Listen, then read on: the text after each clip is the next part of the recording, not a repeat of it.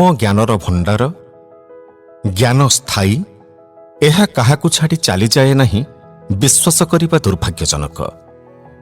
ଯେଉଁ ବ୍ରାହ୍ମଣ ବିଦ୍ୱାନ, ଧର୍ମପରାୟଣ, ପରୋପକାରୀ, ଜଗତର ମଙ୍ଗଳ ସାଧନା ଯାହାର କର୍ତ୍ତବ୍ୟ, ସେ ଶ୍ରେଷ୍ଠ ବ୍ରାହ୍ମଣ। କାମ, କ୍ରୋଧ, ମୋହ, ଲୋଭ, ସ୍ୱାର୍ଥ, ଅହଙ୍କାରଠାରୁ ଯିଏ ଦୂରରେ ରହିପାରେ, ସେ ସର୍ବଦା ସୁଖରେ ବାସ କରିପାରେ। ଯିଏ ରୂପ, ରସ, ଅଭିମାନ, ସ୍ପର୍ଶ ଉପରେ ବିଜୟ ଲାଭ କରିପାରେ, ସେ ମହାନ। ସେ ସମସ୍ତଙ୍କୁ ବଶୀଭୂତ କରିପାରେ। ବନ୍ଧୁର ବନ୍ଧୁତ୍ୱର ଗଭୀରତା ତାର ସହଯୋଗ ଓ ତ୍ୟାଗରୁ ଜଣାପଡ଼ିଥାଏ। ନଦୀ, ନାରୀ, ଶସ୍ତ୍ରଧାରୀ, ନଖ ଥିବା ପ୍ରାଣୀ, ଶିଙ୍ଗ ଥିବା ପଶୁ ଏବଂ ରାଜପରିବାରର ଲୋକଙ୍କୁ ବିଶ୍ୱାସ କରିବା ଦୁର୍ଭାଗ୍ୟଜନକ।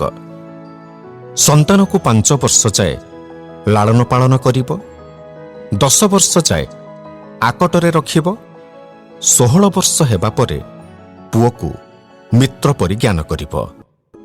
ସବୁ ପାହାଡ଼ ଭିତରେ ମଣି ନଥାଇପାରେ, ସବୁ ହାତୀଙ୍କ ମସ୍ତକରେ ମୁକ୍ତା ମିଳେ ନାହିଁ, ସବୁ ସ୍ଥାନରେ ଭଲ ମଣିଷ ମିଳନ୍ତି ନାହିଁ, ସବୁ ଗଛ ଚନ୍ଦନ ଗଛ ନୁହନ୍ତି। 2 ଜଣ ଏକା ସାଥିରେ ପଡ଼ିବା ଦୁହିଁଙ୍କ ପାଇଁ ହିତ। ଦୁହିଁଙ୍କ ମଧ୍ୟରେ ପ୍ରତିଯୋଗିତା ମନୋଭାବ ଆସେ। ଅତିଥି ଭଗବାନ ସଦୃଶ। ଯେଉଁ ଘରୁ ଅତିଥି ଅସନ୍ତୁଷ୍ଟ ହୋଇ ଆପ୍ୟାୟିତ ନ ହୋଇ ଫେରିଯାଆନ୍ତି, ସେ ଘର ନଷ୍ଟ ହୋଇଯାଏ। ଯାହା ପାଖରେ ଜ୍ଞାନ ଥାଏ, ସେ ସଦା ସୁଖୀ। ସଂସାର ଯାକର ଦୁଃଖ ଜ୍ଞାନ ପାଖରେ ହାର ମାନିଥାଏ। ସଂସାରରେ ପ୍ରାଣୀ ଏକା ଏକା ଜନ୍ମ ହୁଏ, ଏକା ଏକା ମରେ, କେହି ହିଁ ସାଥୀ ହୁଅନ୍ତି ନାହିଁ। ସ୍ୱର୍ଗ ମର୍ତ୍ତ୍ୟ ବୋଲି କିଛି ନାହିଁ। ଏଇଠି ସ୍ୱର୍ଗ, ଏଇଠି ନର୍କ। ଭଲ କାମ କଲେ ସ୍ୱର୍ଗ ସୁଖ ମିଳେ, ମନ୍ଦ କର୍ମ ପାଇଁ ନର୍କ ଯନ୍ତ୍ରଣା ରହିଥାଏ।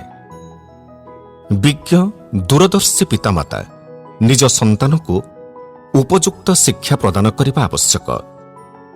ଉତ୍ତମ ଶିକ୍ଷା ସନ୍ତାନକୁ ଉଚିତ ମାର୍ଗ ପ୍ରଦର୍ଶନ କରିଥାଏ।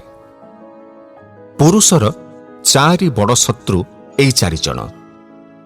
ଏମାନଙ୍କ ଦ୍ୱାରା ବିପଦ ନିଶ୍ଚିତ ଆସିବ।